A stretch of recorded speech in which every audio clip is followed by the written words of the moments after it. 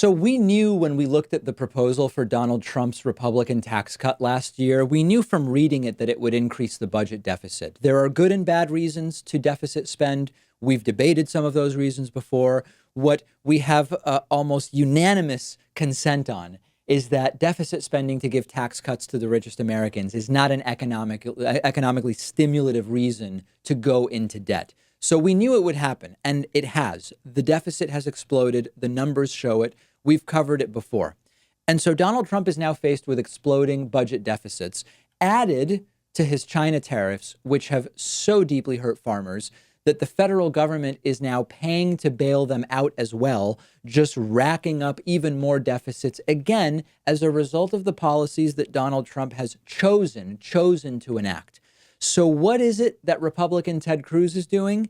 He's demanding a tax cut for the rich, expedited without even getting congressional approval. Cruz sent a letter to Treasury Secretary Steven Mnuchin asking that capital gains be indexed to inflation. Now, this requires some explanation, and I hope that I'm going to do a good job of this because these things are not always the easiest to explain.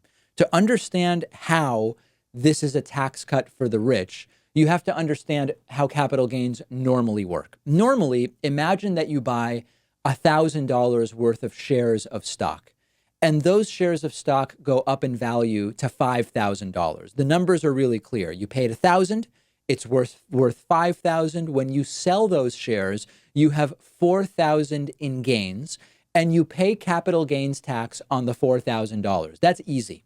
Now, to index capital gains to inflation means that you add inflation to the purchase price of $1,000. So in our example, imagine that you paid the $1,000 for those shares 5 years ago. And in those 5 years, there's been enough inflation that $1,000 then is like $1,081 today. That's what I got when I used an inflation calculator.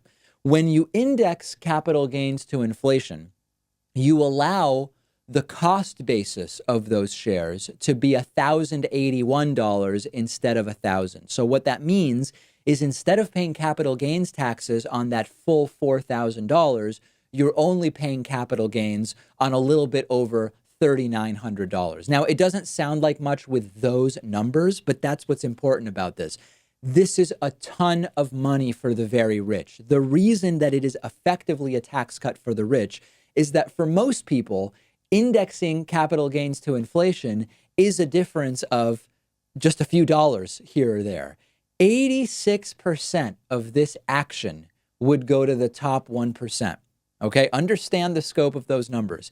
86% of the benefit of making capital gains indexed to inflation would go to the top 1% at a cost of more than $100 billion over a decade, meaning even more debt, which Donald Trump told us he was going to eliminate. The mere suggestion that this is an emergency requiring executive action is laughable. Now, this is one of those cases. Let me be clear.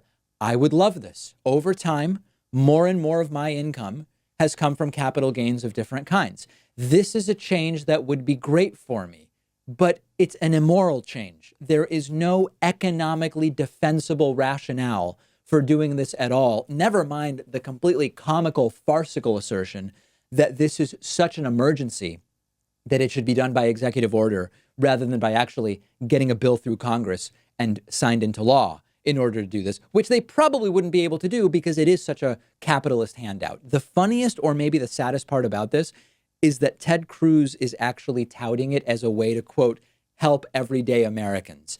86% of the benefit from this would go to the top 1%. The bottom 99% would then split 14% of the benefit. And by the way, I think if you looked at like the bottom 90%, they would get a small portion of that 14%. I assume the lion's share of that 14% would go for those between the top 1% and the top 10%. And meanwhile, the minimum wage hasn't even kept up with inflation. Okay? Understand the sick hypocrisy and crony bottom feeding pond scum nonsense of this. They say emergency, we've got to index capital gains to inflation. Meanwhile, the minimum wage hasn't kept up with inflation.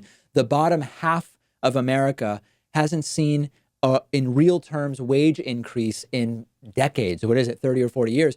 That's not an emergency, but indexing capital gains to inflation is such a problem, such an emergency, that immediately we need to go outside of the normal legislative process and get an executive order in place. These people are immoral.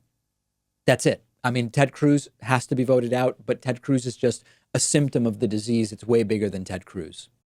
Today's sponsor is Skillshare, and I'm excited to tell you that everybody in our audience is getting 2 entire months of free access to Skillshare when you click the link underneath this video. Skillshare is the site that offers over 25,000 online courses on almost any topic you can imagine: cooking, meditation, photography, video editing, Photoshop, managing a small business, almost an endless list. And whether you're trying to get ahead in your career, maybe you want to learn new skills that will make you better at your job, you might just be exploring a new hobby and you're trying to find new ways to be creative in your personal time, Skillshare's the perfect place to fully immerse yourself in whatever you're trying to learn.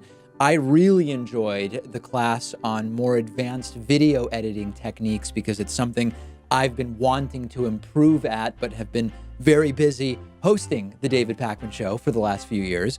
Once again, The David Pakman Show is giving you 2 whole months of access to every single class offered by Skillshare. After those 2 months, if you want to keep your subscription, Skillshare's super affordable at less than $10 a month.